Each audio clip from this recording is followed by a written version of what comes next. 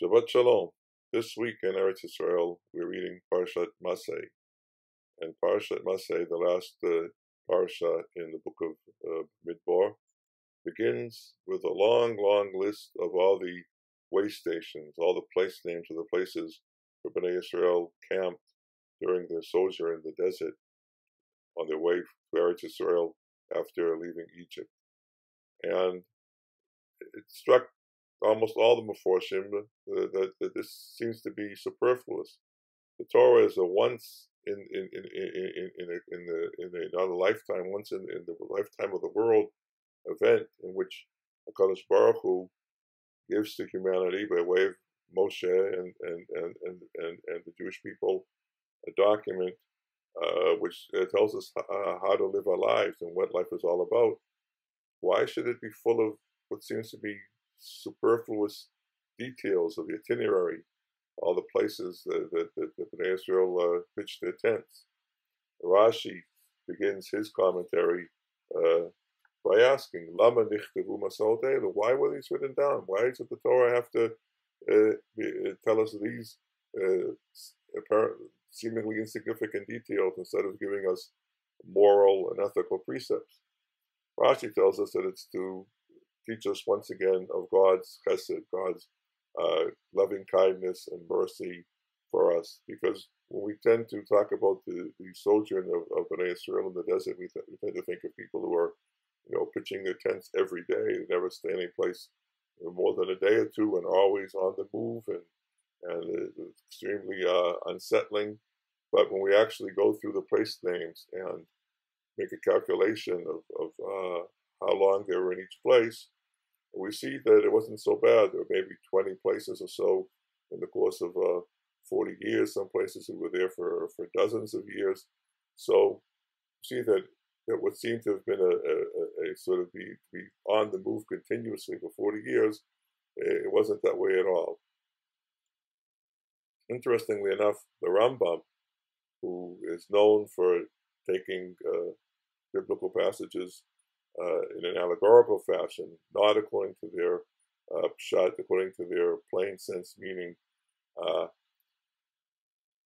insists that that this list of place names is totally historically accurate, and that's the reason it was written down.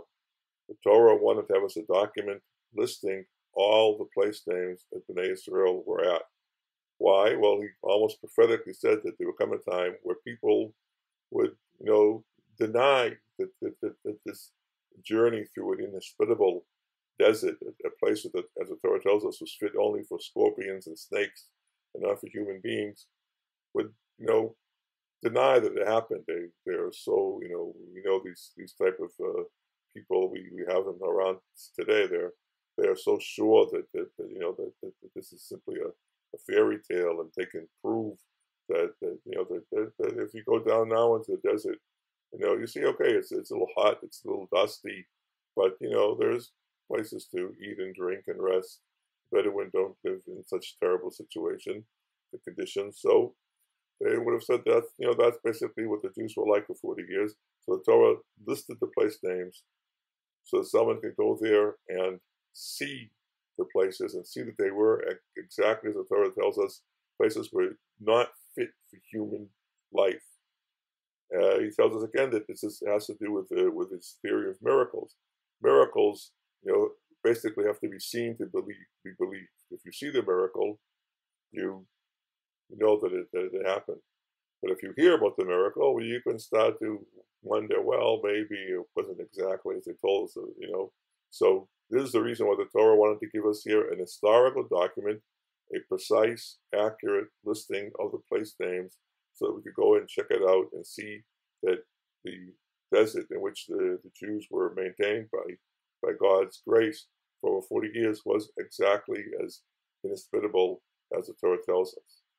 Some Meforshim, of course, took these journeys in a spiritual sense, a spiritual journey. For example, Toldos Yaakov Yosef, of Yaakov Yosef in Polonia, I think he was a student of the Baal Shem Tov, who draws an analogy between Elam Aseh B'nai Yisrael, the journeys of B'nai Yisrael in the desert, and Avraham, Vayelech Avraham Aloch V'Nasoah HaNegba, Avraham Avinu our great spiritual forefather, his journeys, which led him in the end to Eretz Rome, according to the Zohar, these stories of Abraham wandering around and eventually winding up in the Rome relate to his spiritual journey from this lowly material world to an almost an angelic existence.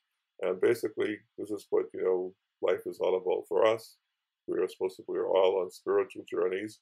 We're here in this world, in Olam Hazeh, this material world, where, but we're supposed to make the effort to wake ourselves up and get moving and start to reach for a higher type of existence. Finally, let me add the Perush of Rabbi Avraham Saba, Zor Hamor, which I've mentioned in several of his videos, because here he has a combination of national and personal feelings towards the Parsha. National because he sees that the list of place names and the story of the wandering of Bnei Israel is to give us a sort of an encouragement. Here, the Jews were coming out of Egypt, headed for the Promised Land, and yet they had to move from place to place, year to year, over such a long period of time. You can get discouraged, disenchanted, or wonder, if and when it's ever going to happen. And in the end, we did get into Eretz Israel.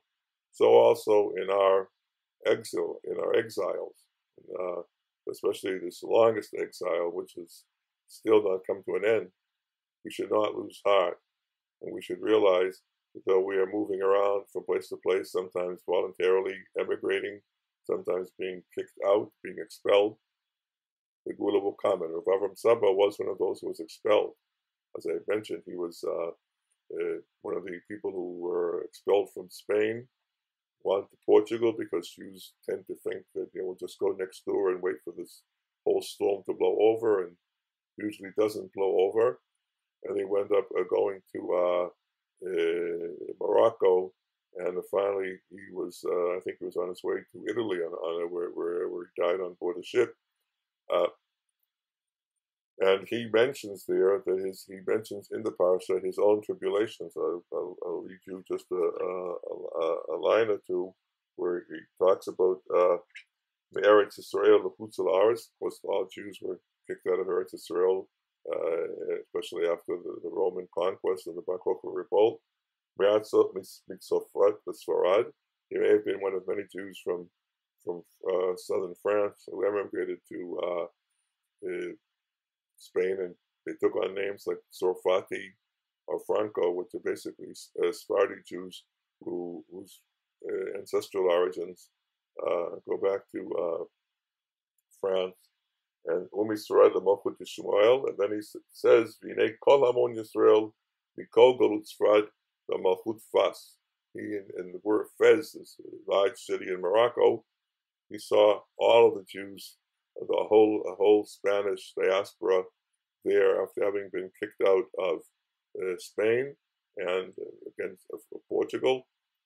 But he doesn't lose hope for the Gula, which will come just as it came to Bnei Israel after they left Eretz Israel. And let's leave this parasha and this Sefer Bamidbar and the beginning now of the 9 days. It's Rosh Chodesh Av, with our traditional and unending and sincere hope for a Gula Shlema B'meir Yameinu. Amen. Selah. Thank you.